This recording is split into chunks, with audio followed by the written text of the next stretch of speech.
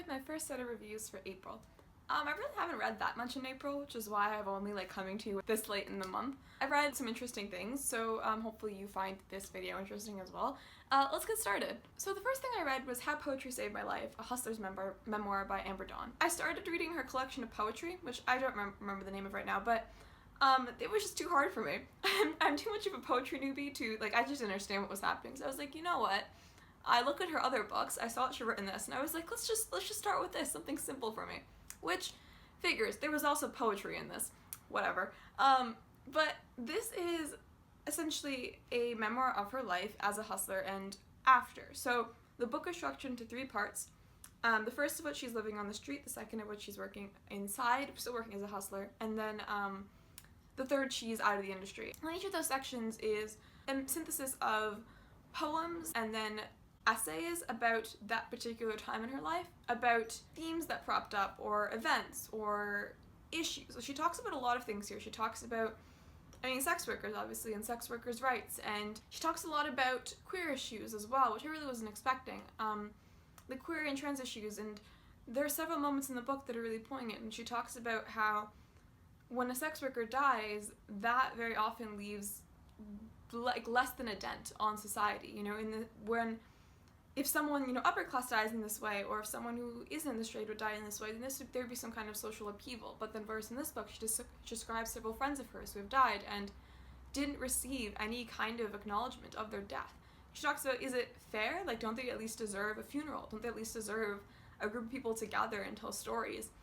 And so she makes you question a lot of the things surrounding that and consider sex work in a new light, because, I'm not exactly, an expert in sex work, but, she talks about working on the street and, very bluntly and practically. And it's a really interesting read. She didn't talk about literature as much as I expected her to, but she does discuss how poetry gave her this incentive and how she has this interesting relationship with sex work where she doesn't hate it in a way that a lot of people expect her to hate it, because as she says, it got her through college, it got her through an MFA in creative writing, it got her into her life today. She summarizes the good, the bad, she talks about what it made her into, who she is now because of it. And it was a really interesting read. If you're interested in the sex industry, and poetry, and queer rights, any of those things, if this just sounds appealing to you, I would recommend picking it up because it's interesting. I haven't read memoirs that have been this conglomerate of poetry and narrative style essays ever, and that was an interesting exploration of how you can use different kinds of form to tell a story. I feel kind of odd, giving it any kind of judgment or assessment, but I do think it's worth reading. It was really interesting. I'm glad I read it. And the next thing I read was Delicate Edible Birds and Other Stories by Lauren Groff. And I read this because when I first read it, I put it on my Goodreads as a favorite, on my favorite shelf. And then I was looking through my favorite shelf recently, and I was like, I don't remember any of these stories. I remember zilch about this collection, so I might as well reread it. So I did. Not my favorite. It's definitely not my favorite collection. I don't know why I put it there, but it is a very good collection of short stories. I already love Lauren Groff. I've only read this and Fates and Furies, but I really love I need to reread Fates and Furies, actually, and read more of her other works. But yeah, I really enjoy her as an author because when she writes, she spins this lyrical world, and she can make ordinary things seem heightened and elevated because of that ability to write. And it's not overwrought writing, but it is heightened writing. It almost puts you in a trance, and as you're reading about these real life things, I think these are mostly realistic stories, but she spins them into something more, and she makes the fairy tale out of reality, which I really love. I actually had noticed this when I first read it, but this is a distinctly feminist collection in the sense that it's about women, and it's about what women are forced to do and what the lives of women are like, and she writes about different periods of history, talks about how women evolved and adapted. I think that individually there are some very powerful stories that stand out. It's about different generations of women and how they are able to live. There were a few stories that I didn't find as engaging, I didn't love as much as others, but there were some that I genuinely thought were brilliant. I really recommend reading it. It's a very good collection of short stories, and I think that if you're not used to short stories, this is a good place to start because they're quite riveting, or at least I found them so. So yeah, it might be a good starting point. And the next book I read was Not Wanted on the Voyage by Timothy Finley, and I read this for school, so I read it in segments. That fragmented my experience in a way that it really decreased my enjoyment of the book. How do I even describe it? I don't know if I can even call this a satire, but it's the story of the flood and of Noah's Ark. But in this story, God is an old man and Noah is the worst person of all time. And then it kind of flips expectations and discusses things like the oppressed classes and women's rights and religion and blindly following religion, and it's not, I don't know, I didn't love it for 90% of the reading experience, because what it does is it mocks the Bible in places. It doesn't necessarily devalue all religion, but what it does essentially is it turns your expectation of Christianity, and it asks you to, you know, reconsider it, you know, reconsider the stories that you've been told, and really reconsider the things that you have thought.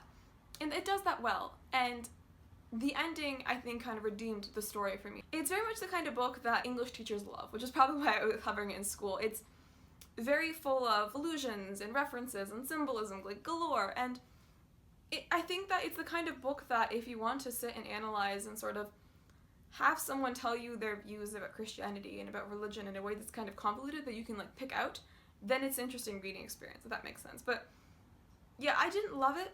For me to love a book, I need there to be something for me to love, you know, because I think in this book all it really has is the message, and the message isn't conveyed with particularly, to me, interesting characters or, you know, good writing or interesting plots. Like, there was very little of a story to me there. It wasn't a story, it was just a message, and the story is a convoluted message that you have to pick away. I feel like I'm just rambling. My thoughts on it aren't that like cohesive, but I mean, if you find it interesting, it is an interesting read. The last book I read here, which I just finished actually, is Smoke Gets in Your Eyes and Other Lessons from the Crematory by Caitlin Doughty. And this is pretty cool actually. I got really into it. I didn't know I could ever get into death like this, but you know, I got into it. At a certain point, it stops being depressing. You're just like, ooh, cool, different ways of cremating people. Don't read this book if you're terrified of death. I don't know, that might like be the worst experience of your life then, reading this, but don't read it if you're horrified by descriptions of like grinding the bones of people to pulp, or not pulp, dust. Then if those kinds of things like make you shiver, then maybe not, you're not ready, or maybe you will never, just you know, let it go.